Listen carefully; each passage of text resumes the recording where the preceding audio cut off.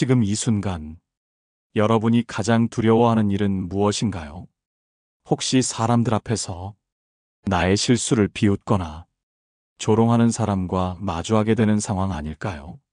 당황스러운 말 한마디, 웃음으로 포장된 공격, 그리고 그 자리에 있던 사람들의 애매한 눈빛, 그 모든 것이 한순간에 여러분의 자존심을 바닥까지 끌어내립니다. 사람들 앞에서 당하는 조롱은 혼자 있을 때보다 훨씬 더 무시당하고 고립된 감정을 불러일으킵니다. 하지만 더 큰 문제는 그 순간 무엇을 어떻게 해야 할지 몰라서 그냥 웃어넘기게 된다는 사실입니다. 웃는 얼굴로 상처받고 아무렇지 않은 척하면서 마음속으로는 무너져 내리죠. 여러분, 그런 상황을 몇 번이나 겪으셨나요? 오늘 이 방송은 그 고통스러운 순간들을 어떻게 품위 있게 넘기고 오히려 상대의 무례함을 되돌려줄 수 있는지를 알려드리기 위해 준비된 이야기입니다. 이야기의 시작은 한 여대생의 사연으로부터 출발합니다. 대학생인 이지연 씨는 한 조별 과제 발표 중 자신의 의견을 말하던 도중 같은 조원인 한 남학생에게 공개적으로 조롱을 당했습니다. 그게 무슨 말이야? 너 진짜 그런 생각으로 이 발표 준비한 거야? 말은 웃으며 했지만 톤에는 명백한 조롱과 비웃음이 담겨 있었고 다른 조원들 몇몇은 당황한 얼굴로 고개를 숙이거나 억지로 웃고 말았습니다. 지연 씨는 그 자리에서 얼굴이 빨개졌고 속으로는 화가 났지만 그저 어색하게 웃으며 아, 그런가요? 라고 말하고 발표를 이어갔습니다. 그날 이후 지연 씨는 자신의 의견을 말할 때마다 목소리가 작아졌고 자신감도 떨어졌습니다. 하지만 그 일은 지연 씨 혼자만의 이야기가 아닙니다. 직장에서도, 가족 안에서도, 심지어 친구들 사이에서도 이런 조롱은 웃음이라는 탈을 쓰고 우리를 공격합니다. 그리고 우리는 그 웃음을 깨지 않기 위해 참고 넘기고 결국엔 나만 손해보는 관계를 유지하게 됩니다. 그렇다면 우리는 이런 상황에서 어떻게 해야 할까요? 그 자리에서 발끈해 싸워야 할까요? 무시하고 계속 웃어야 할까요? 아닙니다. 오늘 저는 여러분께 그 무례한 조롱에 품위 있게, 우아하게, 그러나 분명하게 대응하는 세 가지 말과 두 가지 행동을 알려드릴 겁니다. 이 다섯 가지는 여러분이 사람들 앞에서 더 이상 무너지지 않고 오히려 존중받을 수 있도록 도와줄 것입니다. 철학자 세네카는 말했습니다. 가장 지혜로운 분노는 상대를 부끄럽게 만들지 않고 스스로를 더 우아하게 만든다.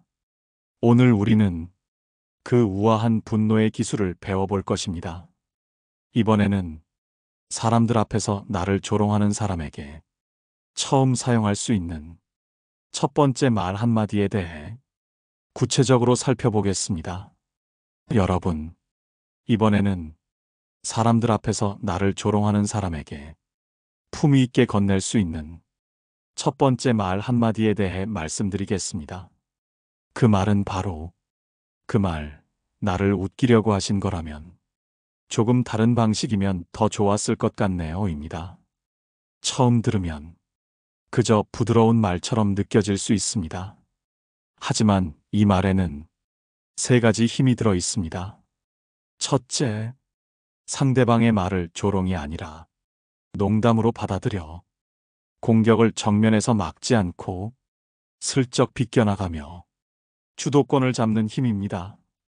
둘째, 다른 방식이면 좋겠다는 표현을 통해 내가 불쾌했다는 감정을 분명하게 전달함과 동시에 상대에게 그 상황을 되돌아보게 만드는 힘입니다.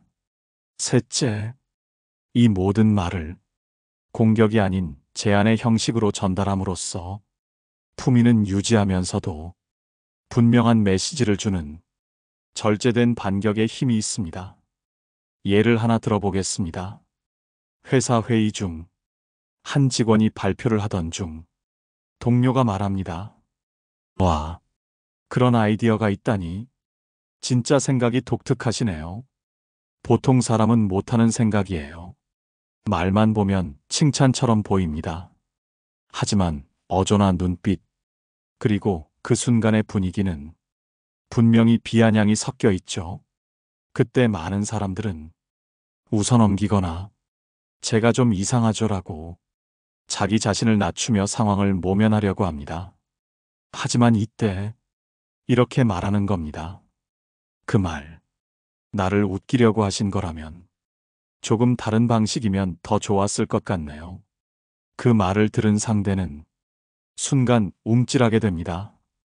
왜냐하면 자신의 조롱이 들켰다는 걸 깨닫는 동시에 상대에게 무례라는 꼬리표를 부드럽게 붙여준 셈이기 때문입니다. 이 말은 분노하지 않습니다.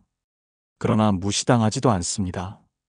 그 말 한마디로 여러분은 스스로의 감정을 존중하고 상대의 무례함에 대한 선을 긋습니다. 한 여성 내담자는 말했습니다. 그날 그 말을 처음 써본 뒤 제 자신이 얼마나 당당해질 수 있는지를 알게 됐어요. 정말로요. 저는 그 한 문장으로 상대를 말없이 당황하게 만들었고, 저는 아무렇지 않은 표정으로 회의를 이어갔죠. 여러분, 이 말은 연습이 필요합니다. 하지만 한번 익숙해지면 누구든 여러분을 함부로 조롱하지 못합니다. 왜냐하면 그들은 알게 됩니다. 이 사람은 말 한마디로 분위기를 반전시킬 수 있는 사람이라는 걸요. 이 말을 기억해 주세요. 그 말, 나를 웃기려고 하신 거라면 조금 다른 방식이면 더 좋았을 것 같네요. 그 한마디가 여러분을 조롱의 대상이 아닌 존중의 대상이 되게 합니다. 이번에는 두 번째 말, 즉 상대가 조롱을 반복하거나 공공연하게 여러분을 깎아내릴 때 단호하지만 기품 있게 던질 수 있는 한 문장을 알려드리겠습니다. 여러분, 이번에는 사람들 앞에서 여러분을 조롱하는 사람이 그 무례함을 반복하거나 선 넘는 말을 계속할 때 사용할 수 있는 두 번째 말에 대해 말씀드리겠습니다. 그 말은, 그 말씀, 지금 이 자리에서 꼭 그렇게 하셔야 할 이유가 있을까요? 입니다. 이 문장은 그 어떤 공격적인 표현도 없이 상대의 행동을 그 자리에서 스스로 민망하게 만드는 힘을 갖고 있습니다. 여러분, 조롱하는 사람의 특징은 항상 사람들 앞에서 한다는 점입니다. 왜냐하면 그들은 무리 속에서 웃음을 유발하고 자신이 우위에 있다는 걸 확인하고 싶어 하기 때문입니다. 하지만 여러분이 이 말을 사용하면 그들은 그 자리에서 자신의 의도를 공공연하게 드러내야 하는 곤란한 상황에 처하게 됩니다. 그 순간부터 이 조롱은 유머가 아니라 무례가 되며 주변의 시선은 더 이상 웃음이 아닌 불편함으로 바뀌게 되죠. 예를 들어 모임 자리에서 한 사람이 여러분을 향해 이렇게 말합니다. 야, 너 옛날에 소개팅 나갔다가 상대가 도망간 얘기 있었지? 아직도 웃겨 죽겠다. 많은 사람들은 그 순간 어색한 웃음을 지으며 그 이야기를 듣고만 있죠. 하지만 그건 명백한 조롱입니다. 게다가 사람들 앞에서 과거의 상처나 실수를 끄집어내 웃음거리로 만든 것입니다. 이럴 때 그저 웃고 넘기지 말고 침착하게 말하세요. 그 말씀, 지금 이 자리에서 꼭 그렇게 하셔야 할 이유가 있을까요? 이 말에는 분노도 비난도 없습니다. 하지만 그 속에는 나는 이 상황을 그대로 넘기지 않겠다는 단단한 태도가 담겨 있습니다. 상대는 당황하게 되고 주변 사람들은 그제서야 그 말이 부적절했다는 걸 인식하게 됩니다.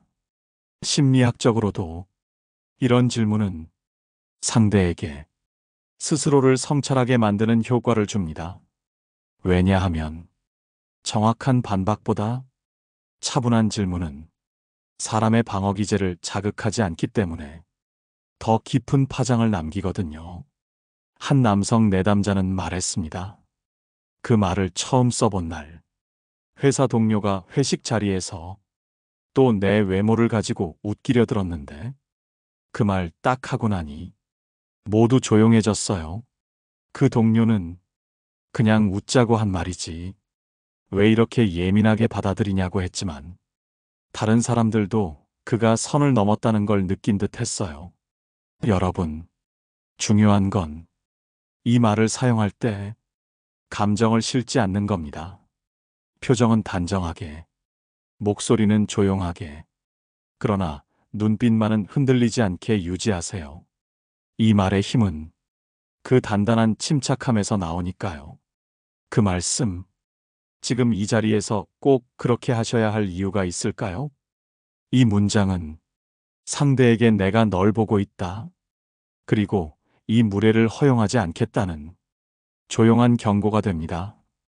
이번에는 세 번째 말, 즉 가장 유연하지만 가장 강력한 조롱에 대한 반격의 말 한마디를 알려드리겠습니다. 여러분, 이번에는 사람들 앞에서 여러분을 조롱하는 상황에서 가장 유연하게 그러면서도 강력하게 상대의 무례를 되돌려줄 수 있는 세 번째 말을 소개해 드리겠습니다. 그 말은 바로 그 말이 당신을 더 나은 사람으로 보이게 하진 않는 것 같네요 입니다. 이 말은 겉으로 보기엔 부드럽고 심지어 정중하게 느껴지지만 상대의 조롱을 가장 세련되게 되돌려주는 무서운 한마디입니다.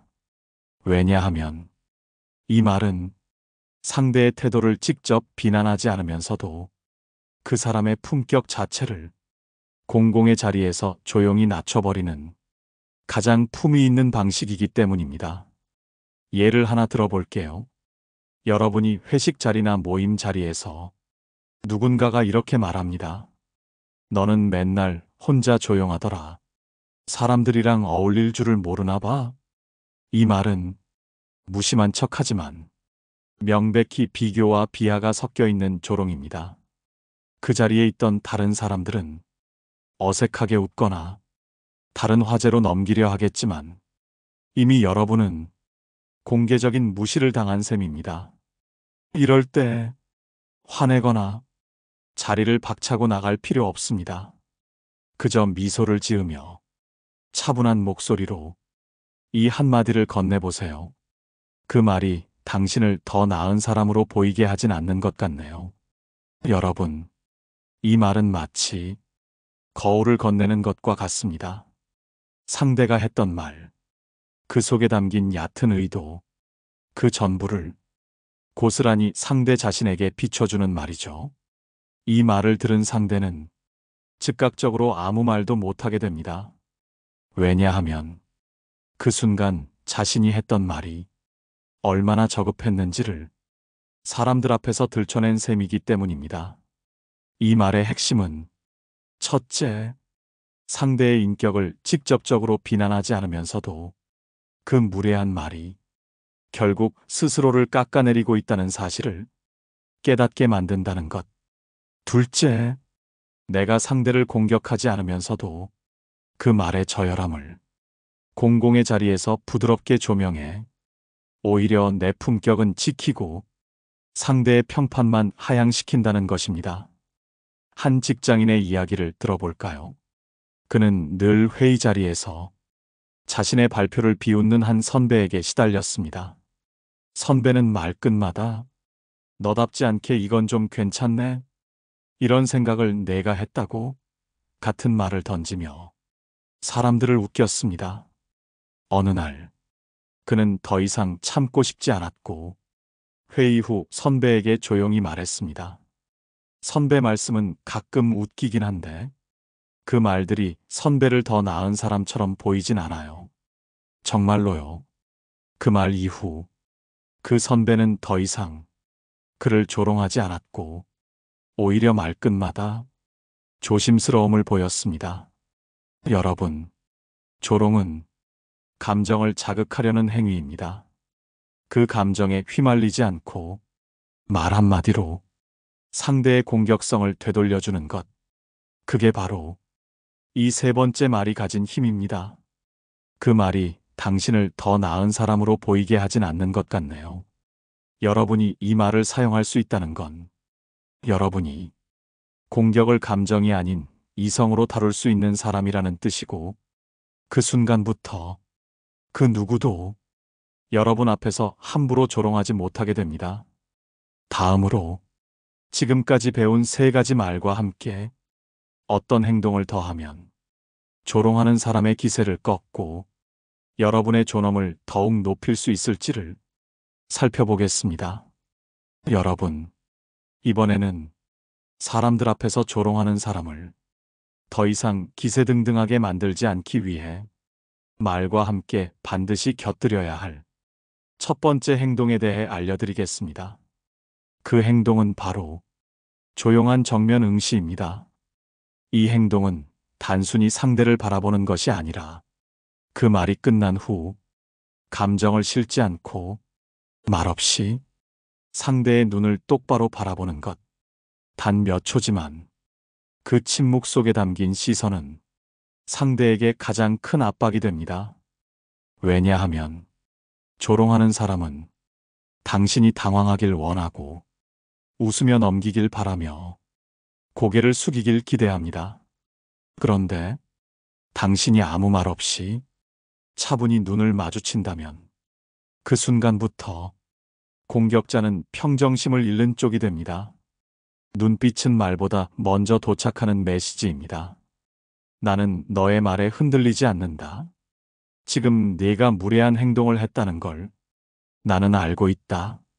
이 두 가지를 말없이 전할 수 있는 방법이 바로 이 조용한 정면 응시입니다. 예를 들어 볼까요? 한 남성이 친구들과의 모임에서 친구 중 한 명이 갑자기 말합니다. 야, 너 요즘 살쪘다. 거의 돼지 수준인데? 다른 사람들은 피식 웃거나 말을 돌리려 하지만 당사자는 말없이 그 친구의 눈을 똑바로 바라봅니다. 한참을 바라보다 미소도 없이 아무 반응 없이 그저 물을 한 모금 마시고 다시 고개를 돌립니다. 그 순간 친구는 말문이 막히고 자신이 한 말의 무게를 깨닫기 시작합니다. 여기서 중요한 건 감정을 담지 않는다는 점입니다. 분노도 웃음도 당황도 없이 그저 조용하고 단단한 시선으로만 상대를 바라보는 겁니다. 이 행동은 무엇보다 여러분이 자신의 자존감을 스스로 지키고 있다는 신호가 됩니다. 우리는 흔히 무시당하는 순간 말로 바로 반격하거나 피하거나 자리를 피합니다. 하지만 이 조용한 정면 응시는 그 어떤 말보다, 그 어떤 비난보다 더 위협적입니다. 심리학자들은 말합니다. 사람은 자신의 행동을 타인의 눈으로 확인할 때 비로소 수치심을 느낀다. 그 정면 응시는 상대에게 자신의 무례함을 직면하게 만드는 거울이 되는 것입니다. 특히 사람들 앞에서는 그 시선이 더욱 강력합니다. 왜냐하면 다른 이들도 그 시선을 보며 누가 품격 있는지를 즉각적으로 느끼기 때문입니다. 한 여성 내담자는 말했습니다. 그저 바라봤을 뿐인데 그 사람이 고개를 돌리더라고요. 그 이후론 저한테 그런 말 다신 하지 않았어요. 여러분, 감정을 드러내지 않은 채 눈으로 말하는 이 행동, 품위를 지키면서도 상대의 언행을 꺾는 가장 강한 도구입니다. 이번에는 이 조용한 정면 응시와 함께 마지막으로 가장 우아하면서도 효과적인 두 번째 행동을 말씀드리겠습니다. 그것은 자리의 중심을 조용히 바꾸는 행동입니다. 여러분, 이번에는 사람들 앞에서 여러분을 조롱하는 상황에서 가장 우아하면서도 놀라울 만큼 효과적인 두 번째 행동에 대해 말씀드리겠습니다. 그것은 바로 자리의 중심을 조용히 바꾸는 행동입니다. 이 말이 조금 생소하게 들릴 수도 있습니다. 하지만 그 의미는 단순합니다. 상대의 조롱이 일어난 그 순간, 여러분은 그 자리에 머무르지 말라는 겁니다. 물리적인 자리일 수도 있고, 대화의 중심일 수도 있으며, 시선의 초점일 수도 있습니다. 중요한 건 그 조롱의 한가운데 여러분 스스로를 오래 두지 말라는 것입니다. 예를 들어보겠습니다. 한 여성이 회사 점심 모임에서 같은 부서 직원으로부터 이런 말을 들었습니다. 와, 오늘은 화장 좀 했네. 사람처럼 보여. 이 말은 유머처럼 포장되었지만 명백한 조롱입니다. 그녀는 그 말을 듣고 별말 없이 자리에서 일어나 자연스럽게 물을 따라오거나 다른 사람 옆으로 자리를 옮겼습니다. 그리고 그 이후 그 대화에는 더 이상 끼지 않았습니다. 말은 하지 않았지만 그녀의 행동은 분명한 메시지를 담고 있었습니다. 나는 이 자리에 동의하지 않습니다. 나는 이 무례한 시선에 머물지 않겠습니다. 이 행동이 왜 중요할까요? 사람들 앞에서 조롱을 하는 이들은 늘 같은 방식으로 행동합니다. 무리 속에서 당신을 대상화하고 당신의 반응을 보며 자신의 우위를 확인하려 하죠. 그들은 당신이 그 자리에 계속 남아있기를 원합니다. 그래야 그 조롱은 완성되니까요. 하지만 여러분이 말없이 중심을 벗어나는 순간 그 구조가 깨집니다. 그들의 의도는 실패로 끝나고 자신이 만들어낸 장면 안에 스스로만 남게 되는 겁니다. 심리학적으로도 자리 이동은 감정적 상황에서 자신을 보호하는 가장 빠른 정서적 경계 설정 행위로 여겨집니다. 이 행동은 회피가 아니라 선언입니다. 나는 이런 식의 대화에는 참여하지 않겠습니다. 나는 당신의 무례한 관심을 받을 이유가 없습니다. 한 남성 내담자는 지인의 생일 파티에서 자신의 외모에 대해 계속해서 농담을 하는 친구 무리 앞에서 한마디 말 없이 자리에서 일어나 잠시 바람을 쐬고 왔습니다. 그 이후 자리에 돌아왔을 때 그 농담은 더 이상 이어지지 않았습니다. 왜일까요? 그의 조용한 이탈은 나를 우습게 여긴다면 나는 그 자리에 있지 않겠다는 침묵의 항의였기 때문입니다. 그리고 그것이 상대에게 더 큰 인상을 남겼기 때문입니다. 여러분, 어떤 자리든 무례함이 시작되면 그 자리를 지키지 말고 조용히 중심을 벗어나세요. 상대는 당황하고 주변은 눈치채게 됩니다. 그리고 무례함의 흐름은 그 자리에서 멈추게 됩니다. 철학자 디오게네스는 말했습니다. 자신을 모욕하는 자 옆에 서 있지 마라. 모욕이 자라나는 자리는 스스로의 발로 벗어나야 한다. 여러분, 말이 통하지 않을 때는 자리를 바꾸는 것이 가장 강한 언어입니다. 지금까지 세 가지 말과 두 가지 행동을 통해 사람들 앞에서 조롱받았을 때 어떻게 대응할 수 있는지를 살펴봤습니다. 이제 마지막으로 전체 내용을 정리하며 여러분이 어떤 사람으로 이 세상과 마주설 수 있을지를 함께 이야기 나누겠습니다. 여러분, 지금까지 우리는 사람들 앞에서 나를 조롱하는 사람에게 품위 있게, 우아하게, 그러면서도 단단하게 어떻게 대응할 수 있을지에 대해 세 가지 말과 두 가지 행동을 중심으로 이야기해 왔습니다. 이제 그 모든 내용을 차분히 정리해 보겠습니다. 첫 번째 말. 그 말. 나를 웃기려고 하신 거라면 조금 다른 방식이면 더 좋았을 것 같네요. 이 말은 공격을 정면으로 막는 대신 부드럽게 비껴나가며 상대의 무례를 웃음 뒤에 숨기지 못하게 만듭니다. 두 번째 말. 그 말씀. 지금 이 자리에서 꼭 그렇게 하셔야 할 이유가 있을까요?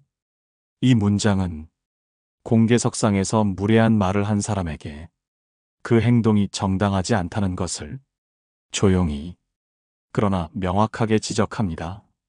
세 번째 말. 그 말이 당신을 더 나은 사람으로 보이게 하진 않는 것 같네요.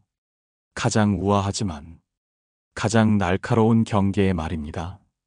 이 말 한마디가 조롱의 칼끝을 조용히 상대에게 돌려줍니다. 그리고 이 세 가지 말을 더욱 강하게 만드는 두 가지 행동이 있었죠. 첫 번째 행동. 조용한 정면 응시. 말없이 차분한 눈빛으로 상대를 응시하는 것만으로도 그 무례의 흐름은 스스로 꺾입니다. 두 번째 행동. 자리의 중심을 조용히 벗어나는 것. 말없이 그 자리에서 잠시 일어나는 것. 다른 사람 옆으로 이동하는 것. 혹은 대화의 흐름에서 물러나는 것만으로도 상대는 자신이 한 말의 부적절함을 무겁게 인지하게 됩니다. 이 다섯 가지는 화려하지 않습니다. 큰 소리를 내지도 않고 감정을 터뜨리지도 않죠. 하지만 그 속에는 나를 존중하라는 절제된 외침이 담겨 있습니다. 여러분, 우리는 평생을 살아가며 수없이 많은 말 앞에 서게 됩니다. 그 말에는 따뜻함도 있지만 불쑥 튀어나온 가시 같은 조롱도 있습니다. 그 가시에 찔렸다고 같이 가시를 세울 필요는 없습니다.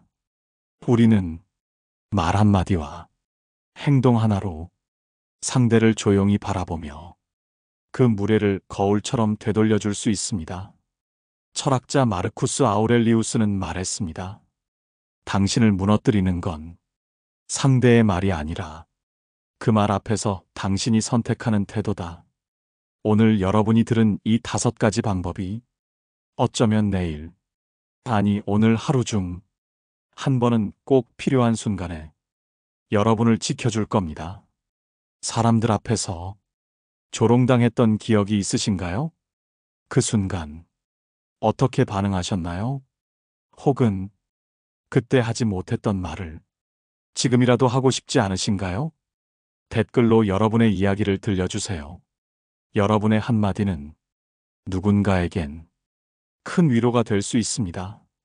좋아요와 구독도 여러분이 이 방송에 보내주시는 작은 응원의 표시입니다.